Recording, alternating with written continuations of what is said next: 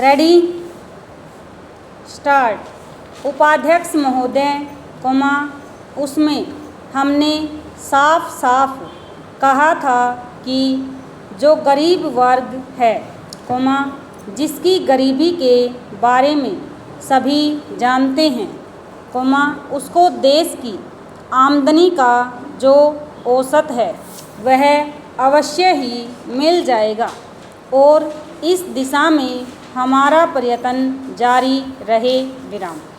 हमारा जो बजट है उसको जब तक अपनी आर्थिक व्यवस्था या अपने विचारों के अनुसार नहीं आंकेंगे तब तक उस ध्येय की पूर्ति नहीं हो सकती। यदि इस दृष्टि से अपने बजट को देखते हैं तो हम इसे न अधिक और न कम नंबर दे सकते हैं। मेरी प्रार्थना यह है कि सरकारी या सरकार जिन संस्थाओं को सहयोग देती है उन्हें आदेश दिया जाए कि वे देश की उन्नति का विचार करें, परंतु खाने की पुष्टि देकर नहीं। यह कार्य शीघ्र से शीघ्र होना चाहिए।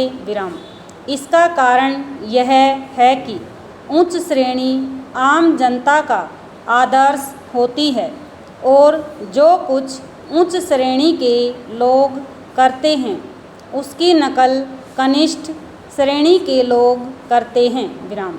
इसलिए यह काम पहले उच्च श्रेणी पर हो जाए तो आम जनता पर उसका प्रभाव अवश्य गहरा पड़ेगा।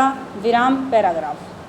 सप्ताह में 2 बार भोजन छोड़ने का जो मेरा सुझाव है, इससे न केवल अनाज वरन ईंधन, तेल, कोयला आदि सब की बचत होगी। भोजन छोड़ने के अलावा अन्न बचाने का और भी एक तरीका है। वह भी सामाजिक श्रेणी पर किया जाता है। जानते हैं कि इस देश में 10% अन्न कौन खराब करता है? कीड़े, पंछी, बंदर और बोरियां ठीक न होने से अनाज गिर जाता है और मिट्टी में मिल जाता है। यह विचारणीय है।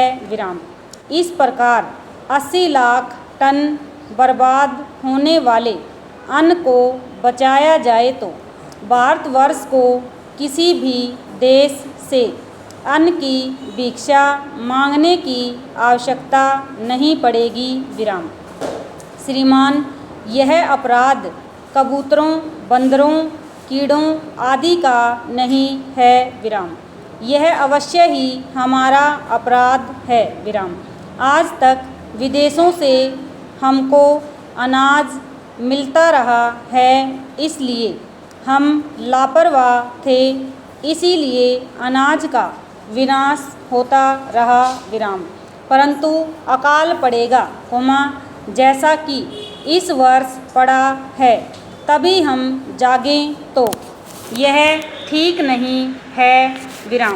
हमें अन्न के नाश को रोकने की सतत कोशिश करनी चाहिए। उसकी बचत करना हमारा परम कर्तव्य है।